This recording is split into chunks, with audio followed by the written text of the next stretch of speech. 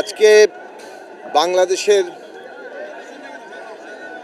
প্রতিষ্ঠার যে বিজয়, সেই বিজয় দিবস উপলক্ষে আমরা এখানে আমাদের সকল শহীদের প্রতি শ্রদ্ধা জানাতে এসেছি, যারা ৭১ সালের স্বাধীনতা সংগ্রামে, মুক্তিযুদ্ধে তাদের জীবন উৎসর্গ করেছেন।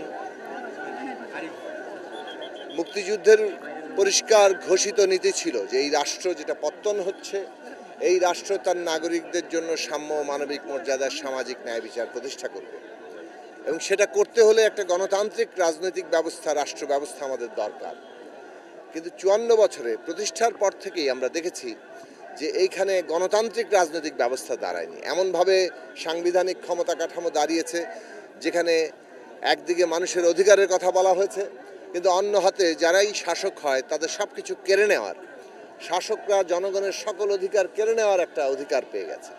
এই রকম এককেন্দ্রিক চূড়ান্ত একচেটিয়া ক্ষমতার কারণে আমাদের দেশে গণতান্ত্রিক ব্যবস্থা দাঁড়ায়নি, যার ফলে সাম্য, মানবিক মর্যাদা, সামাজিক ন্যায় বিচার তো দূরের কথা, ওই প্রতিশ্রুতির বরং উল্টো স্রোতে গত ৫৪ বছরে নানাভাবে আমরা হাঁটতে দেখেছি।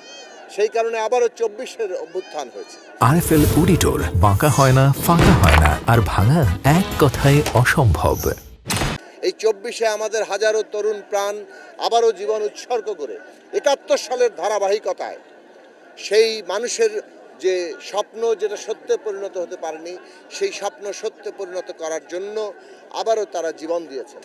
আজকে এই বিজয় দিবসে এসে ২৪ উত্তরকালে আমরা যখন বিজয় দিবস করছি, তখন আমাদের শহীদের রক্তের ঋণ আমাদের বহন করতে হবে, এবং সেটা করতে গেলে এই দেশে বিচার, সংস্কার এবং নির্বাচন সেটাকে সফল করতে হবে।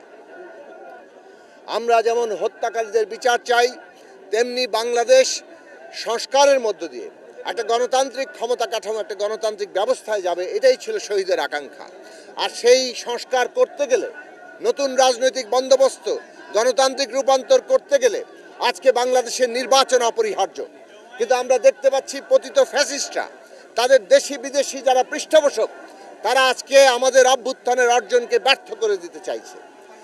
এবং কেবল পতিত ফ্যাসিস্টরাই নয়, কোনো রাজনৈতিক মহল আমরা দেখছি নির্বাচন যাতে পিছিয়ে যায় অথবা নানাভাবে ক্ষতিগ্রস্ত হয় তারও চেষ্টা করছে।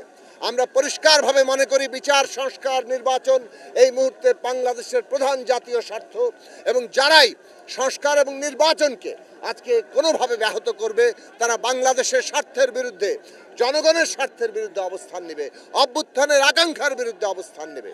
কাজেই আজকে জনগণকে ঐক্যবদ্ধ থাকতে হবে, এবং এই সংস্কার এবং নির্বাচনের যে পথরেখা, বিচারের যে পথরেখা, সেইটাকে সফল করতে হবে।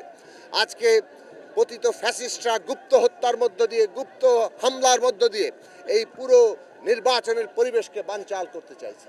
যেভাবে ওসমান হাদিকে প্রকাশ্য দিবালোকে গুলি করে দেওয়া হলো পরিকল্পিতভাবে, আজকে আমাদের রাষ্ট্র, তার যে সমস্ত আইন শৃঙ্খলা বাহিনী, গোয়েন্দা সংস্থা, তাদের ব্যর্থতা স্পষ্ট হয়েছে। আমরা পরিষ্কার করে বলতে চাই, রাষ্ট্রের দায়িত্ব নিয়ে যারা দায়িত্ব অবহেলা করছেন তাদেরকে চিহ্নিত করে অবিলম্বে তাদের বিরুদ্ধে ব্যবস্থা নিতে হবে, এবং নির্বাচনের পরিবেশকে ক্ষতিগ্রস্ত করে এখন যে কোনো তৎপরতাকে আজকে কঠোরভাবে প্রতিরোধ করতে হবে, এবং বাংলাদেশের নির্বাচনকে সফল করতে হবে।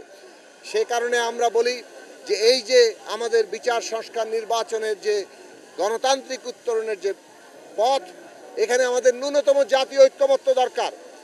অভ্যুত্থানের শক্তিসমূহের ন্যূনতম জাতীয় ঐক্যমত্য, প্রতিযোগিতা থাকবে, কিন্তু ন্যূনতম জাতীয় ঐক্যমত্য থাকলে আমরা গণতান্ত্রিক উত্তরণ যথার্থভাবে করতে পারবো। আর না হলে এই বিরোধের ফাঁক ধরেই এই অভ্যুত্থানের অর্জনকে ব্যর্থ করা হবে। কাজেই বিচার এবং সংস্কার এবং নির্বাচনের যে পথরেখা, এটাকে সফল করার জন্য জনগণের ঐক্য যদি তৈরি হয়, কোনো শক্তি, কোনো ষড়যন্ত্রকারী এটাকে ব্যর্থ করতে পারবে না।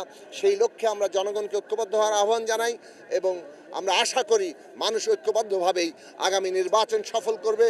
আগামী সংবিধান সংস্কার পরিষদে আমরা সংবিধান সংস্কার করব, এবং তার বাস্তবায়ন করে বাংলাদেশের রাষ্ট্রের গণতান্ত্রিক রূপান্তর এবং নতুন রাজনৈতিক বন্দোবস্ত আমরা প্রতিষ্ঠা করব।